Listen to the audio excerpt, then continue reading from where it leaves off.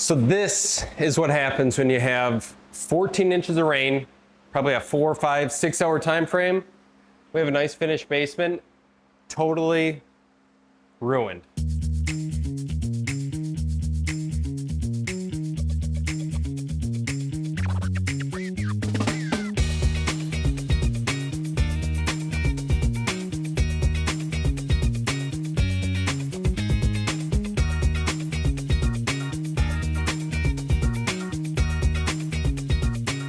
So, kind of to walk you guys through this, we'll splice in the photo that I received from our lawn guy after Milwaukee got a ridiculous amount of rain. He's like, your front yard's flooded, the sump pump's not stopping running. And I asked him, I'm like, well, can you at least go inside to check it out? He sent me a photo. We'll show you guys for context. The water was about right here, if you can imagine that. So water was here when we got here this morning. Luckily, it was completely gone. It drained off. Some pumps pumped it out. But now we are left with a gutted basement that we're gonna have to refinish in order to resell the place. You can pretty much chalk this one up to a L as far as it goes with profits. We're gonna lose about 20 grand on this deal. Just let that sink in for a minute. There's no positive to this situation. So we're struggling day by day with this particular job site, but to walk you guys through what it actually looks like to now refinish this so there's no mold that'll grow. Everything's right out. We need to get obviously a lot more industrial style fans in here, completely dry this place out. Once the place is dry, we have to treat everything with like an antimicrobial spray. Such a big word. It's basically a bleach substrate that we can spray everything down, kill any potential mold that would have started to form.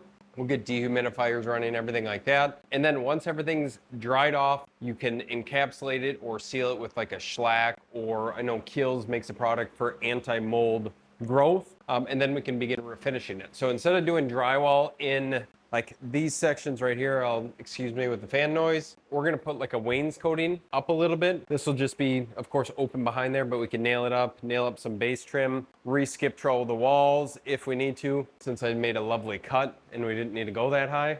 Who put these marks in there? Carter. Oh yeah, well you want to get it where the drywall actually is. It happens. Not all of us are perfect like Will, but the shitty part, no pun intended, the sewage literally backed up in this house. Insulation, all of this is dry up here. Maybe not. Maybe not. The insulation, basically it absorbed the sewage water. This whole basement just absorbed everything. The drywall was soaking wet. We'll come over here to the shower and we talked to the neighbor. The neighbor had told us that he had gotten an alert on his phone that basically there was a backup. His sewer drain was backing up. Or the storm sewer, sorry. So he went and bought like a sewer plug. He put that in. He only got like 5, 6 inches of rain or water in his basement. We had roughly about 4 feet. I guess he came out a little bit ahead of us. Had to rip out the vanity. It still smells in here. I don't know why. I don't know what that stuff is in the corners. We're probably gonna have to reshop back this stuff, clean it up, make it look pretty, treat everything with bleach. Don't fall on the shop vac, Will. And then this back area, we basically brought in an electric power washer in here, cleaned it all out, shoved it down the drain, and now we're just waiting for it to dry. So this is gonna be probably a multi-week process in order to get it back to its original standard.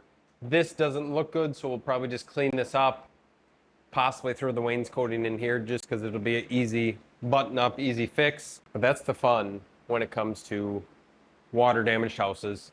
14 inches of rain, literally like 6 hours of time. The fair flooded out, the state fair flooded out here in Milwaukee. All the neighbors' houses flooded out. One of the neighbors, their basement caved in. Fortunately, that was not us, fingers crossed. Nothing bad like that happens. And the worst part about all of this is I reached out to our insurance agent today. I reached out to her and I'm thinking, hey, maybe we can make some money back on an insurance claim. That would be great. She tells me only flood insurance will cover this sort of damage. What?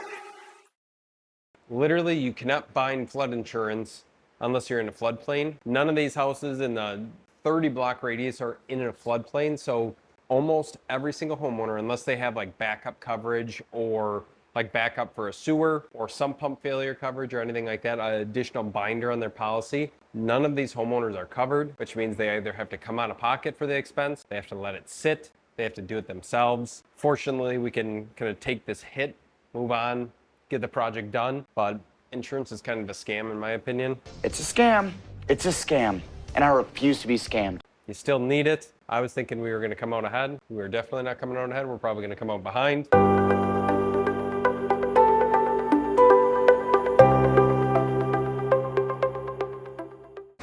All right, guys, so I'm in front of the camera today. A little weird. Carter's off doing something most likely unimportant, if I had to guess. But I'm gonna run you through this basement remodel, and we'll see the progress.